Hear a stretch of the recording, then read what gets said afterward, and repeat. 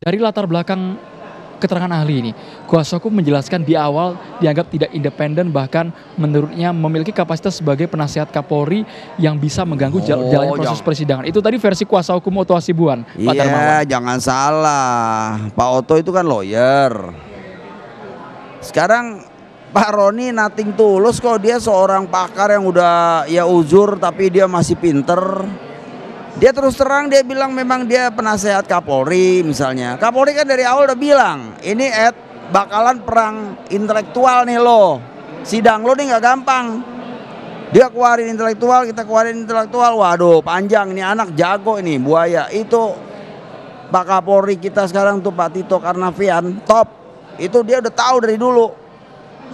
Waktu saya ke ILC kan saya udah ngomong, ini anak nih, waduh, susah lah, detektor gak bisa lewat, tapi nggak tahu belum dicoba katanya. Tuh belum dicoba juga lewat. Super ini dia, apa, tenang ya pembawaannya, cool. Ya pembunuh berdarah dingin lah begitu kasarnya. Anak saya korban aja udah ketemu dia, sial lah kasarnya begitu dah. Saya anggap begitu. Ya, jangan sampai orang lain kena lagi deh. Yang muda-muda gitu bergaul, ntar kalau ketemu Jessica di jalanan kali lepasin. Ya itu jangan ketemu ntar mati sama cyanida lagi. Ya kan? Udah anak saya martir, udah biarin lah satu. Tapi yang lain asal udah tahu. Ya, itu tadi wawancara rekan kami Andromeda Mercury bersama dengan ayahanda dari Mirna Salihin pada saat tanggal 1 September 2016, 7 tahun yang lalu ya Andro ya. Muda yang sekarang tuh ya. Masih ingat pada saat itu ya? Masih ingat persis, memang kita akui ayah dari Mirna Salihin blak-blakan setiap diwawancara, kadang kalimat yang terlontar tuh cukup mengagetkan kami awak media.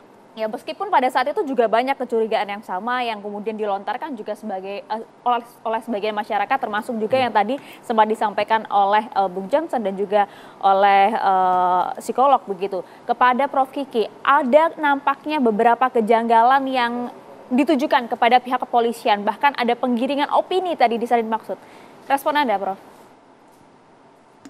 Begini, mari kita tarik mundur.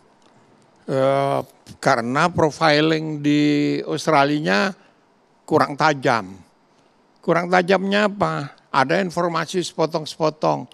Coba diprofilkan, itu Jessica itu kerja di farmasi, punya akses kepada zat-zat seperti cyanida, dan dia tahu bedanya cyanida dengan jenis-jenis racun yang lain. Kemudian dia punya pengetahuan untuk itu. Fakta kedua adalah mereka tinggal serumah. Nah, mereka tinggal serumah, saya nggak mau masuk ke ruang etis ya, tapi banyak yang bilang ini pacaran. Gitu. Siapa dengan siapa maksudnya? Rumor itu sempat terembus tapi dibantah. Iya, Dibantah dari oleh awal. keluarga. Nah, pertanyaannya ketika mau ditelusuri, ada komplain terbuka kok waktu itu. Persis. Kenapa ayahnya nggak ngasih data? HP-nya kan nggak dikasih. Karena takut kebongkar, ini kan aib keluarga gitu. Nah, Baru dugaan ya Prof ya pada saat itu ya? Ini kan spekulasinya, lalu pulang disusulin. Kan Jessica nyusul ngajak, ya udah perpisahan, diajak pergi semalam dia nggak mau, terus akhirnya janjian ketemu itu. Profilingnya nggak lengkap. Lalu kejadian cyanida itu ada 3 jenis ya, KN, CN dan HCN. Nah, kalium cyanida dan NaCN, natrium cyanida itu bentuknya garam gitu. Kalau dia berubah masuk ke lambung itu bisa sangat cepat, karena kalau kena air ada asam lambung, dia berubah jadi gas langsung nyerang ke otak. Nah, ini bukan barang baru. Cyanida yang seperti ini dalam bentuk sudah hidrogen cyanida, HCN, itu digunakan untuk pogrom waktu zaman Nazi. Jadi Nazi itu membunuhi orang-orang Yahudi menggunakan sianida jenis ini gitu. Nah, dan kalau si Jessica ini punya akses terhadap barang-barang seperti itu, termasuk gudangnya, pertanyaan saya, dia bawa dari sana atau beli di sini? Karena itu kalau dibawa ya bentuknya garam. Tapi kan itu memang tidak ada pembuktian bahwa Jessica yang membeli itu ya, Prof Kiki, pada saat di persidangan. Nggak ada, itu yang saya sebut profilingnya tidak kuat gitu profilingnya ya. Nah, lalu otopsi, saya ingat yang otopsi itu Dr. Musafak kok waktu itu, ya, dokter senior yang tidak diragukan, dan dia dibantu oleh 2 dokter junior. Ini tim forensik dari Polda Metro pada saat itu. Setahu saya dokter forensik yang mencurigakan itu hanya 1 orang aja. Ada juga Prof ya? Ada, semua orang tahu lah, kalau di kalangan itu tahu. Anak saya dokter forensik, jadi saya tahu ada 1 dan sudah nggak ada lah gitu. Jadi masing-masing itu tahu reputasi orang. Itu Dokter Agus, kakaknya Sri Mulyani, kayak gitu kita tahu dia ahli hukum dan ahli forensik. Prof Kiki, ini supaya tidak bias. Saat ini Prof, narasi yang beredar di jagat maya itu, kenapa kalau memang ada sianida yang reaksinya begitu cepat menjalar ke tubuh, 70 menit setelah kematian itu tidak ada Prof. Tapi 3 hari setelah kematian, 0,2 itu baru ditemukan Prof. Jadi, itu sempat jadi ramai Prof. Kalau makin lama sianida itu dibuktikannya makin sulit gitu. Untuk postmortem dirujuk pada antemortem itu memang reaksinya cepat karena itu gas langsung nyerang ke otak gitu. Selain ke perut ya. Makanya biasanya langsung ke sakit. Kita lihat aja seluruh kasus Nazi yang dibunuhin orang-orang Yahudi yang dibunuhi pogrom pada masa Perang Dunia Kedua. Itu sebagian besar pakai sianida. Nah, jadi itu nggak ada forensik kecil, forensik besar. Itu kan istilahnya hanya perut aja. Itu sudah lebih dari cukup. Kalau dokter forensik ya tahu itu cukup. Cukup untuk itu. Nah, jadi kalau saya dari awal saya jelas ini kasus main-main dalam tanda petik ya udah sangat jelas bahwa itu ditutupi apa segala macam itu anak teknis. Pertanyaan saya kalau bukan Jessica lalu siapa? Ada hantu lewat bunuh. Gitu. Pertanyaan kriminolog selalu sama. Ya, kalau bukan dia lalu siapa? Nah dalam teori postmortem untuk jasad ada pengandaian. Kalau mereka tidak ketemu, kan mereka nggak jadi mati. Logikanya itu begitu dibalik. Jadi analisis postmortem melihat ke depan, lalu dilihat ini kalau saja mereka tidak ketemu, mereka kan nggak mati. Ya udah. Ini kita tarik agak sedikit liar ya Prof Kiki ya. Itu mungkin sesederhana itu antara hubungan Mirna, Jessica dan juga suaminya Mirna. Tapi ada juga yang mengaitkan dengan latar belakang keluarganya, ayahnya Mirna Salihin yang dianggap mungkin punya masalah di masa lalu dan juga diakui ya Prof Edi di dalam film tersebut mungkin punya problematika, ada mungkin benturan sama orang yang kita juga tidak tahu sampai sekarang Prof. Itu yang liar Prof. Supaya makin jelas saja. Ya, itu akan banyak kebuka kalau dari awal HP-nya data dari HP itu dikasih, kan datanya nggak dikasih itu. Sampai karena dianggap begitu konteks lingkungannya ruwet gitu. Waktu Made Gel-Gel bikin percobaan itu kan dia diisolasi. Diisolasi di hotel, nggak boleh ketemu orang supaya tidak ada pengaruhnya. Saya tahu tempatnya di mana, hotel Jakarta Barat. Nggak ada orang tahu, polisi pun nggak tahu. Disembunyikan, ditutup gitu. Di hotel, diisolasi. Nah jadi begitu juga cara kerja forensik. Saya kenal betul integritasnya Dr. Musafak. Sekarang udah pensiun. Artinya tidak ada kejanggalan, tidak ada Nggak kesalahan ada. prosedur yang dilakukan baik oleh kepolisian, Nggak. kejaksaan maupun juga Kalau ahli ya. saya cuma masalahnya nggak mau buka-bukaan aja.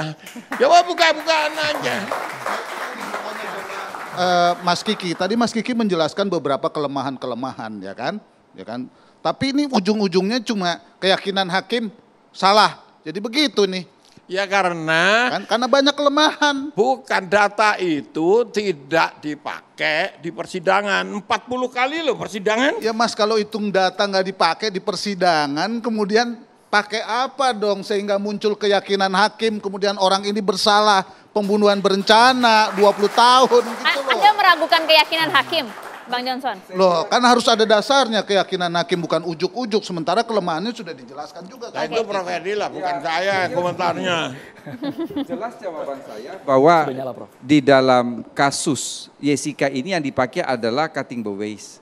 Circumstantial evidence yang dirangkai berupa pasal sehingga terlihat jelas. Tadi dikatakan oleh Ibu Bu Dewi. bahwa ya dia datang lihat-lihat paper bag ditaruh. Mungkin bagi seorang psikolog tidak ada masalah, tapi itu sangat bisa dijelaskan oleh seorang kriminolog bahwa di dalam studi kejahatan, orang itu mau melakukan kejahatan ada istilahnya motret.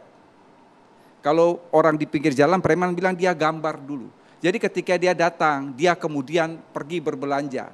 Bahkan toko di mana dia berbelanja, itu sebetulnya barang-barang itu bisa ditaruh di dalam satu kantong goodie bag. Tapi Jessica sengaja meminta lebih dari satu goodie bag. Pertanyaannya buat apa? Karena kan mau diberikan ke beberapa temannya. Ya, begitu itu loh, yang Prof, pertama. disampaikan Yang kedua Jessica. tadi yang dikatakan oleh Prof. Kiki, ya, possibility suspect itu hanya ada 4 orang. Sekali lagi possibility suspect itu hanya ada 4 orang. Satu adalah Hani ini datang bersama Mirna. Yang kedua adalah Rangga sebagai bartender. Yang ketiga adalah Yusuf sebagai pramusaji. Dan yang keempat itu adalah Jessica.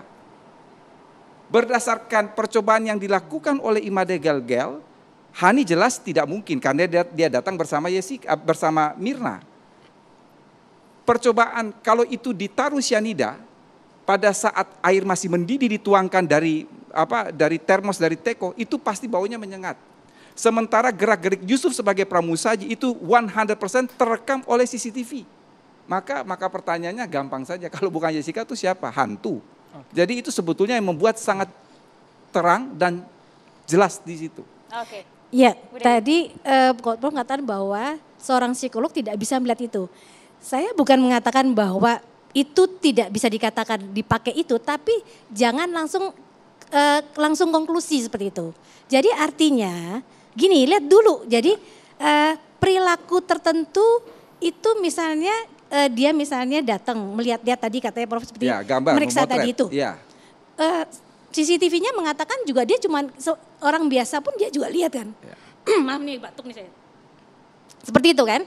Tetapi tidak langsung misalnya kalau memang dia misalnya dia mau ada sesuatu hal, dia bisa jauh-jauh sebelumnya, harusnya nggak saat itu dan dia pergi diantar orang tuanya kan. Seperti Ya. itu kan. Ini yang saya kemudian- potong. Jessica itu datang ke Oliver Cafe bukan pada hari itu saja. Beberapa hari sebelumnya juga dia sudah datang. Itu terlihat jelas mengapa saya sampai Nggak ada, melihat di 9 CCTV-nya nggak ada. Ada 9 CCTV. Jadi dia datang bukan pada saat hari dia mau mengeksekusi Mirna, tidak. 3 hari sebelumnya itu pun dia sudah datang. Nah, itu yang Itu- kemudian pada hari yang berikutnya ketika mereka berjanji kan waktu itu sekitar jam 16.00. Iya, iya. Tetapi kemudian Jessica datang jam 3, dia memesan tempat, dia sempat melihat dia keluar lalu membeli benda apa itu yang hanya bisa ditaruh di dalam satu goodie bag. Kalau orang praktis, orang yang berpikir normal, kenapa dia harus banyak tenteng-tenteng? Tapi Ini kan ada yang mungkin ada yang lucu Prof Yadi. pertanyaan Gini, yang harus kalau dia terjawab. memang tadi perilaku tadi, ada yang sebetulnya orang mungkin agak aneh. Jessica datang ke sana itu diantar oleh ayahnya. Datang diantar ayah karena dia nggak tahu. Dia itu nggak tahu tempat itu. Dan tadi yang Prof bilang CCTV tadi, saya nggak dapat info tadi dia datang sebelumnya nggak ada 3 hari CCTV-nya. sebelumnya CCTV-nya dia nggak di ada situ. juga. Jadi kemudian tadi itu mungkin nggak seorang misalnya berniat itu dia datang ke suatu tempat diantar oleh orang tuanya dan dijemput seperti itu, Prof. Jadi itu yang kata-kata dari kita seharusnya, ini saya tidak mengatakan bahwa membela Jessica, tapi tolonglah kita melihat sisi lain lagi. Kita melihat lebih keseluruhan. Jadi hanya misal dengan raut muka Jessica yang dingin, misalnya hanya dia itu jadi pengaruhnya besar sekali penggiringan opini ini. Sekalipun sudah ada eksperimen Ibu di persidangan, kalau Bapak Ibu ingat di persidangan dipraktekkan langsung mencampur dalam kopi, dalam cairan, ada kemudian reaksi kimiawinya juga kita saksikan bersama secara live waktu itu Bu. Iya, kalau saya kan nggak bisa menilai itu ya, karena saya dari psikologi ya. Jadi saya tadi hanya menjawab Prof dari sudut perilaku. Karena jadi peletakan paperback di sebelah gelas ini juga dianggap mencurigakan dan tidak lazim Ibu Dewi. Dianggap menutupi CCTV yang ada di sebelah kanan. Karena diatur sejajar begitu Bu, seperti baru tutupi gelas. Sampai kemarin anak saya bilang gini katanya, besok-besok kalau aku kafe aku jangan taruh di atas, takut nanti dikira ngapa-ngapain. Karena memang biasa, karena taruh CCTV itu biasa aja sebetulnya. Ya kan? Jadi saya bukan menentang itu, tetapi hanya tolong lihat sisi lain. Tolong penelitiannya lebih komprehensif lagi. Tolong jangan hanya melihat tadi sikap perilakunya yang katanya janggal. Nanti kalau misalnya ada orang lain lagi melakukan, oh nggak janggal kok, bisa gitu kan? Itu yang biasa. Nah itu aja kita sebagai, dan tolong nanti pemeriksaan tadi itu Pak Kiki katakan bahwa kita sudah lihat berita acara juga Pak, bahwa tata cara pemeriksaannya itu tidak prosedural seperti yang seharusnya. Psikologi forensik misalnya memeriksa, misalnya psikolog memeriksa seseorang, situasinya, waktunya, hal-hal itu. Jadi bukan tidak ada kejanggalan Pak, karena apa? Ibu, begitu berbeda situasinya, hasilnya akan berbeda. Ada info, jadi ini baru satu aja contoh. Prof. Tubagus Roni ketika akan memeriksa itu kami diskusi, terus dia bilang itu salah, dia pasti salah. Lalu diperiksa. 4 jam kemudian kami ketemu, dia bilang dia nggak salah Ki. Kejadian ini bukan terjadi pada Prof. Roni. Banyak penyidik yang masuk keluarnya berubah. Jadi kemampuan dia mempengaruhi itu luar biasa. Ini Prof. Roni bilang, habis itu baru beberapa hari, gimana ya? Saya jadi bingung katanya. Jadi dia ngomong sendiri. Ini sakti banget berarti ya? Canggih banget ini Jessica ya? Iya. Seorang Jessica bisa melakukan seperti psikologi itu. orang. Saya lupa apa istilahnya Bu, tapi saya ingat betul dalam berita acaranya Dr. Natali dan Profesor Sarlito yang dihadirkan oleh penyidik waktu itu. Jadi dia memiliki apa? Saya tidak begitu paham istilah psikolog. Kepribadian ganda? Bukan, tapi inkonsistensi. Bukan, ada satu istilah, dia itu mendekati skala yang sempurna.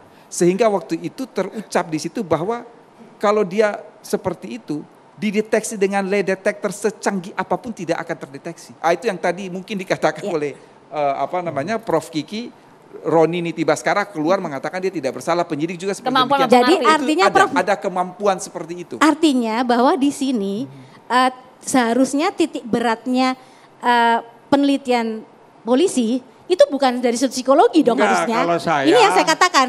Kenapa kok malah yang psikologi yang malah memberatkan? Bukan. Itu bukan. Harusnya malah yang lain. Saya peristiwa yang kemarin ini lebih banyak ke arah psikologinya itu. Padahal psikologi alat bantu. Kesampingkan itu. Kalau saya saintis, saya lihat hard evidence saja.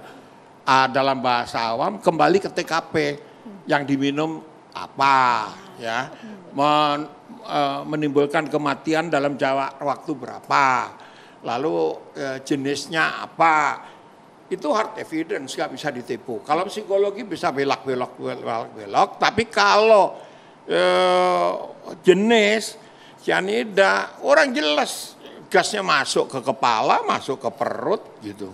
Baik, dan Prof. ini Kiki. bukan barang baru, dulu sering dipakai nyeksa, sering dipakai bunuh. Apalagi seperti ini Prof. Kiki, tadi Bang Johnson dan juga Bapak Ibu sini juga mempertanyakan keyakinan hakim. Kami juga ingin dengar dari Hakim Agung ini, mantan Hakim Agung Prof. Gayus. Kita nanti juga akan melibatkan mahasiswa yang ada di sini ya, Maria, untuk bertanya langsung hanya di catatan demokrasi. Pemirsa, tetaplah bersama kami.